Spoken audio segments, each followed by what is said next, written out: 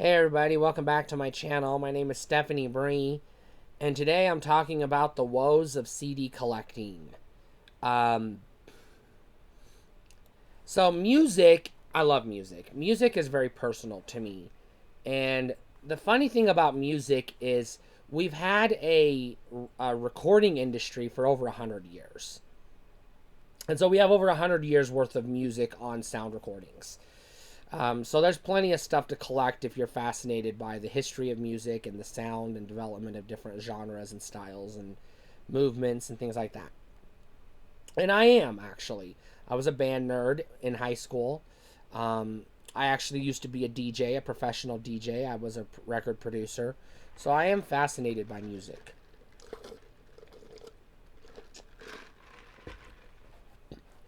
My first physical media that I had that contained musical recordings were cassette tapes. And my parents had a record player and they had some records, but I didn't buy records because they were expensive. I bought cassette tapes, and then in '97 I got my first CD player, and I was finally able to start buying CDs. Now, I already had a handful of like 3 or 4 CDs up to that point because my older sister had a CD player and she let me listen to it, when she wasn't using it because it was a boombox. So, I could borrow it if she wasn't using it, which wasn't very often. But there were times where I could use it. So I started CD collecting in my teen years, in the late 90s. Now, I didn't have a ton of CDs going forward for the longest time, just like a handful. I slowly started upgrading my cassettes that I had to CD. And then the digital came on the scene. At first it was Napster and file sharing and LimeWire, etc. So for a while, CD collecting for me was buying blank CDs at, Kmart, and then downloading songs off of the file sharing and putting them onto mix CD, making my playlists and burning those to CDs. Some of them as audio CDs, some of them as MP3 CDs. And then in 2007, I got my, or 5, 7. In 2005, I got my first iPod. And then in 2007, I got my iPod Classic. And I kept buying iPod Classics all the way up until 2019, when my last iPod Classic broke. And I haven't been able to do anything with it since. Starting in 2015, I really got heavy into CD collecting. At that time, we still had a national CD store, a music store, a retailer that sold used CDs called Hastings. They were also a comic book shop and a music store and a video rental store and a toy store, etc. They were this really awesome store. So when I started collecting CDs, it was real easy. I just go to Hastings and just buy CDs. I could get them at the Goodwill pretty cheap. And then occasionally I'd get lots of them off of eBay or buy random albums off of Amazon if it was something I really wanted that I couldn't find anywhere else. This lasted until about 2019. By 2019, Hastings had already gone out of business. They were done. There were no more Hastings left. And slowly but surely, other stores stopped selling CDs. Walmart always had this annoying policy where they would not sell CDs with parental advisories. So it was frustrating buying CDs from Walmart because you always were going to run the risk of getting the edited version, which I was like, no, thank you. And then Best Buy stopped selling CDs, which really pissed me off because they stopped selling CDs, but then they started reselling vinyl records. Same thing happened with Target. Target has a whole wall of vinyl records and like just this teeny tiny little sliver of CDs. And that pisses me off. Walmart also sells records. But like I said, CDs are a pain in the ass at Walmart because they're always fucking edited. Which, they'll sell vinyl records with parental advisories, but they won't sell CDs with parental advisories. So fuck you, Walmart. I don't understand your fucking logic. Dollar stores sell CDs when they have them, but because of the nature of dollar stores, they pretty much just sell like overstock. Whatever they get that everybody else has like stopped selling, that they just get overstock on. So like it's hit or miss if you can find CDs at dollar stores, and if you can, usually they suck. They're like those little $5-6 best of the millennium collections, you know, those little ones with the silver packaging that say, uh, greatest hits of the millennium, and it's like all Fleetwood Mac or fucking Three Dog Night and fucking bands you've never heard of, and you're like, who the fuck are these clowns? What's really replaced CDs for me, I still love to collect CDs, and I still have a massive collection of about 500 CDs. But what's mostly replaced CDs for me is, by the way, here's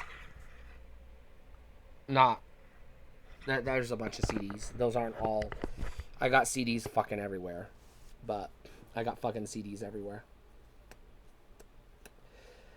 But what's mostly replaced CDs for me is Spotify. Now, iTunes, I had iTunes before Spotify.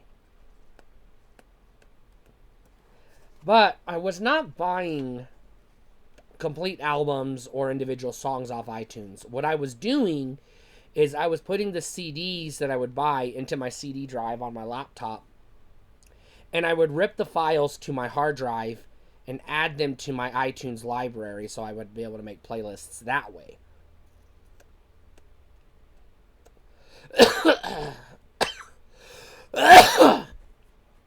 Now, for some artists or groups or CDs or whatever, that's still the way to go, because there's a lot of music that I grew up with that is not available on Spotify at all.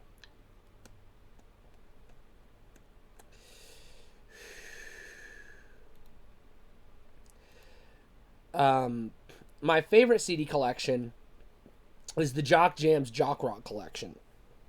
At two different points in my life, I have owned every Jock Jams and every Jock Rock and Slam Jams CD that they published. Who was it? It was ESPN and Tommy Boy Records did those. So I had the whole collection twice. I bought them all as they came out. Each time a new one was released, I would buy it. Lost them over the years. Bought them all back starting in 2015. Bought the whole collection again. Those CDs were lost or stolen in a move. A lot of my CDs were stolen. A lot of them got lost when I moved to Dallas. A lot of them got left in Dallas when I moved here to Idaho last summer. So my CD collection is dwindling down, unfortunately. So I do plan on rebuying the Jock Jams, Jock Rocks CDs just because I want that complete set on CD. I don't know. I do know some of them were released on cassette. I don't know if they were ever released on record. I do have a vinyl record collection as well. But the way I look at it is, for me, iTunes is my go-to like radio station, basically. Like when I just want to listen to music, I go to iTunes. For collecting, I focus heavily on CDs, and then records I reserve like only the top of the line, like the best albums, like Doggy Style by Snoop Dogg or Thriller by Michael Jackson. You know, like the cream of the crop, like the best albums you can get. I'll buy on vinyl record. I'm not gonna just buy random shit on fucking vinyl record. It has to be worthy of being on vinyl record before I buy it. But the problem with CD collecting is, with a lot of retailers going out of business and other retailers just not selling them anymore, they're just getting harder to find. And that means they're going up in price. Where I used to be able to buy used CDs for like $1 at Goodwill, a couple bucks on eBay or Amazon, now they're like $15 to $30, depending on the CD. On Amazon. Good luck getting anything on eBay. eBay is not the place to be buying CDs. And if you find them in the Goodwill, it's fucking, Christian fucking, praise songs volume 27, and you're like, yeah, I don't think so. You're not going to find anything worth a shit at the Goodwill. Because scalpers, like, hunt the thrift stores, and they, like, pick all the good stuff, and they don't leave anything for just regular collectors to buy. So CD collecting is kind of difficult these days, and it's getting harder with each passing year because fewer retailers even sell them, and the ones that do are selling even fewer than they have in the past. A lot of times they only sell like the massive, like, a CD has to be like 8 times double platinum before like Target will even fucking sell it. They don't sell stuff that isn't like the big hits, the mega hits. So like some of the lesser known stuff or lesser popular stuff, you're not going to find in retail stores. You're going to have to go online for that stuff, unfortunately. And I don't have tips for collectors because I'm still trying to figure it out. CD collecting is a lot harder than like toy collecting because I don't see a lot of like, I can see, I mean, there's like Facebook groups for miles to trade comic books and video games and action figures, but I haven't found very many CD groups. And the problem with music versus like toys are easier to collect because like they're mass market, but like most toy lines have like 12 figures per wave. So there's not a lot of toys that everybody's after. Everybody's after the same toys, pretty much. So they're easier to find. CDs, it's like, musical tastes are so fucking varied. Like some people only want country albums from the 90s. Some people only want post-punk albums from the 80s. Some people only want ska records from like Southern California from like 97 to 03, and that's it. They don't want anything else. Other people only want jazz records from a certain jazz label or whatever. So like everybody's music taste is so varied. You might find a seller that's got like 1,000 CDs in their collection and literally not one you're interested in. Not one you're interested in. And that is frustrating. If you find a seller who has 1,000 action figures, a bare minimum 20 to 30% of those action figures you're gonna want, or at least be interested in. Same with DVDs, because like everybody wants the same movies because movies are just so massively popular.